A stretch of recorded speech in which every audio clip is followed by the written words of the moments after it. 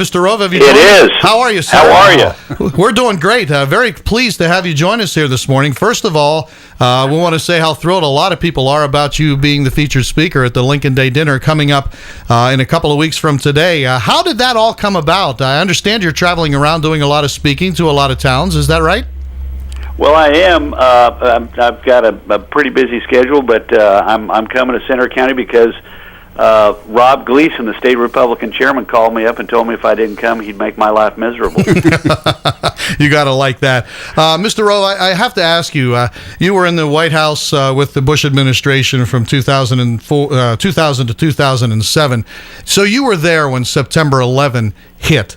What was it like in the White House and in the Bush administration when all of this came down? What was all that like?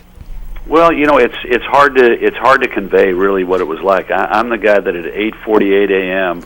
on a bright Florida morning walked over to the President of the United States outside of Booker Elementary School in Sarasota, Florida, and said, "Mr. President, a plane has flown into the World Trade Center. We don't know if it's commercial or private jet or prop."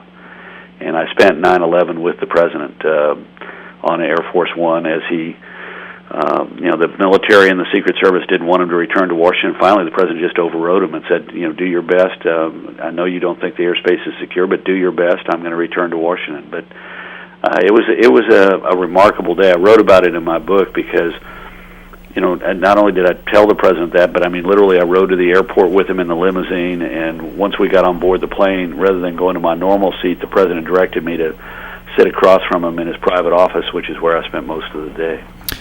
In President Bush's book, Decision Points, he really outlines those days and that day pretty directly. He did not want to go. He wanted to go right back to Washington. Is that the type of guy he was? He wanted to be in the thick of it? Oh, sure, absolutely. In fact, the Secret Service was afraid. They literally did not know what they didn't know, so they were afraid that they couldn't control the airspace. They were worried that there might be somebody, on the final approach to Andrews Air Force Base with a shoulder-launched missile to try and bring down Air Force One. And so they're really emphatic that they did not want him to return. In fact, poor Andy Card, the chief of staff, at one point had Eddie Morenzel, the head of the Secret Service detail, go in and try and make the argument to the President after Andy had made it, and the President sort of growled at Andy the next time he saw him that, next time don't send Eddie in to do it. And finally, I mean, look, the President was he was respectful of what they were telling him, but he finally said, I'm going to return to Washington. The country wants to hear me speak from the Oval Office, and I intend to spend, sleep in my own bed tonight, which was sort of a semi-jocular way of ending the conversation. But he was not jocular. I've known him a long, long time, and he was about as angry as I've ever seen him restrained. He's not a guy who sort of manages by screaming at people, but you could just tell he was seething underneath, and they kept finding ways to, Mr. President, the plane is not fully loaded with a load of fuel, so we need to go to a nearby, the nearest secure facility in order to fill up the offload unessential personnel and gas up the plane so that if you can't land, you can orbit over Washington for a number of hours. But finally, Mr. President, don't come back. The nearest facility by which we can draw together all the members of the government on a secure video link is located at Offutt Air Force Base in Nebraska, an hour and a half north of you, Mr. President. Rather than returning to Washington, please go there.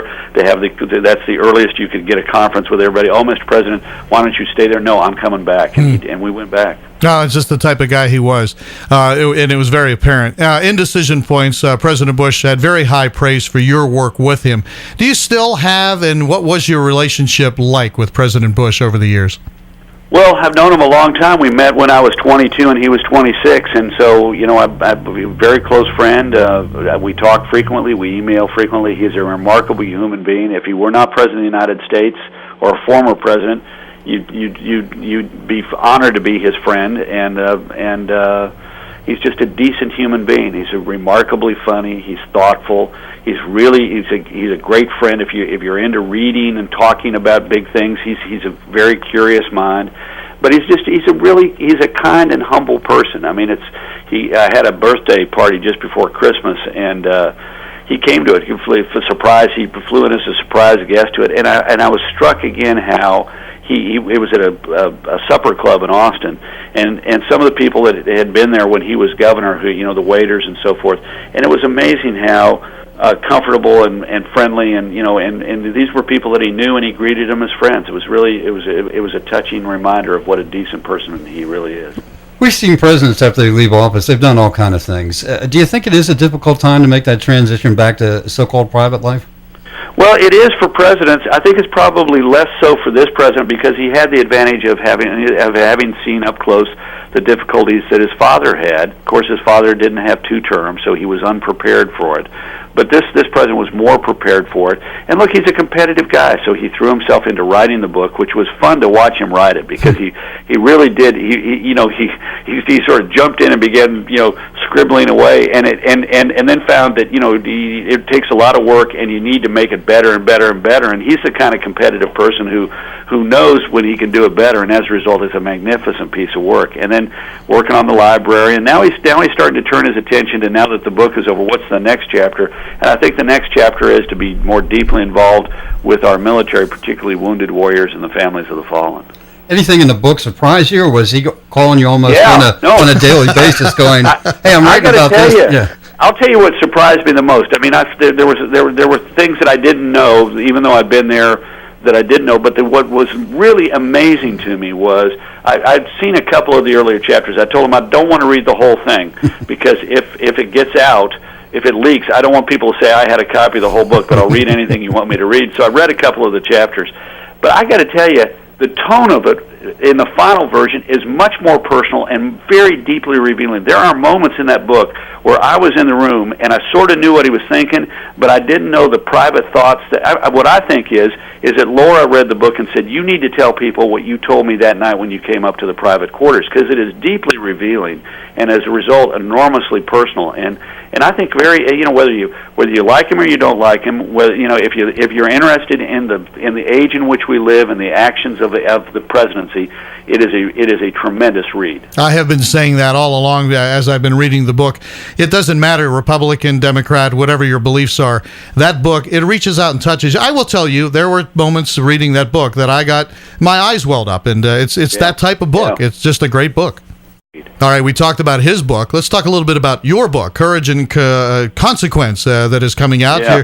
Incidentally, I didn't come up with a title, and as I make clear in the book, I'm talking about his courage, and I'm talking about the consequences of our time. But tell us a little bit about it. What are you trying to portray with your book?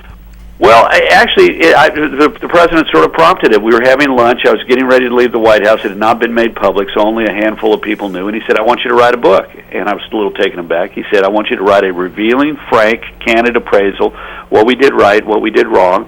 And I said, "You sort of owe it to go out and do it." And so I wanted to have a book that explained what really happened and why. And gave an insight from a perch 15 steps from the Oval Office, and particularly to reveal the insides of some things that people don't understand. The Bush lied argument. Supposedly the 5-4 decision in Florida, which was really a 7-2 decision by the Supreme Court, that the Gore camp was violating the Constitution. I mean, I wanted people to really understand what happened on the inside and get a true and candid, and I hope revealing look at life behind the curtains. What's your overall assessment of the American political scene right now? And I ask in terms of, it seems like so much of the public is just fed up with the system. Well, you know what? I think they have fundamental faith in the system. I think what they're fed up with is all of the spending and all the deficits, in a sense that the people in Washington just don't get it. I mean, so many families have had to go through tough decisions about their own family budgets or the budgets of their small businesses, or seeing their employers make tough decisions, and yet the government continues along a path that people have an ultimate conviction is going to bankrupt the country, and they're right. And so I think it's less the system than it is the people in the system, and that's why we had this enormous election last fall in which they basically turned the basket upside down and said, "Get out. If you don't get it, get out." We are speaking to the architect, Karl Rove, who is within the White House from 2000 to 2007. I have to ask you, what kind of a person is Bill O'Reilly really like? Is he the bully he portrays himself to be as on television? Well, I'm not. That's your word, not mine. Bill O'Reilly off camera is Bill O'Reilly on camera. That's not an artifice. That's exactly who he is. And look, think about this. This guy has done something that nobody else in the history of cable television has been able to do, and that is for 11 straight years, he's had the #1 rated program on cable TV.